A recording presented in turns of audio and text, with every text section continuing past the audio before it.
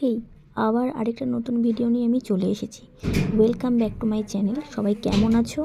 আশা করছি সবাই খুব ভালো আছো, আর আমিও খুব ভালো আছি। তো আমি বাড়িতে কিভাবে চাউমিন করে খাই সেটাই আজকে তোমাদের সঙ্গে শেয়ার করতে চলেছি। দোকানের মতো একদম রেস্টুরেন্ট স্টাইলে যদি তোমরা চাউমিন বাড়িতে বানিয়ে খেতে চাও, তাহলে আমার মতন করে বানানোর চেষ্টা করবে। আশা করি আমার মতন করে বানালে আর তোমাদের দোকানে গিয়ে আর খেতে হবে না। সবার প্রথমে দেখে নিলে আমি কড়াইতে তেল দিয়ে সেটা একটু গরম করে পুরো তেলটা ঘুরিয়ে নিলাম। তারপরে আমি ভেজিসগুলো ভাজা স্টার্ট করে দিলাম। প্রথমে টুকরো করা পেঁয়াজগুলো আমি দিলাম, আর তারপরে গাজর, ক্যাপসিকাম, বিন আর কাঁচা লঙ্কা দিয়ে আমি ভালো করে হাই হিটে ভেজে নিয়েছি। তোমরা তখন কিন্তু নুন ইউজ করবে না, তখন ওটা হাই হিটে ভাজতে হবে। এবং ভেজিসগুলো ভাজতে ভাজতে যখন দেখবে যে একটু পোড়া পোড়া হয়ে এসেছে, তার মানে ভেজিসগুলো ভাজা হয়ে গেছে। তারপর সেদ্ধ করা চাউমিন দিয়ে সয়া ভিনিগার আর আমার বাড়িতে বানানো শেজওয়ান সসটা দিয়ে ভালো করে মিক্স করে নিয়েছি।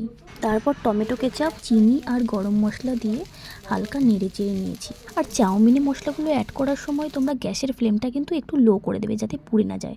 আর তারপরে দেখো সবার শেষে কিন্তু নুন দিয়ে নিলাম। আর তারপরে দেখো ভালো করে আমি নেড়ে চেড়ে নিয়ে দেখো আমার চাউমিনটা কিন্তু পুরো পারফেক্টলি রেডি হয়ে গেছে। আর চাউমিনটা বেশি সেদ্ধ হয়ে গেলে মোটেও খেতে ভালো লাগে না। তো তোমরা একটু ভালো করে গরম জল করে তার মধ্যে 1 চামচ ভিনিগার, 1 চামচ তেল আর একটু নুন দিয়ে বসিয়ে যদি রাখো, তাহলে চাউমিনটা খুব ভালো সেদ্ধ হয়ে যাবে। তো এই ছিল রেসিপি। বাই।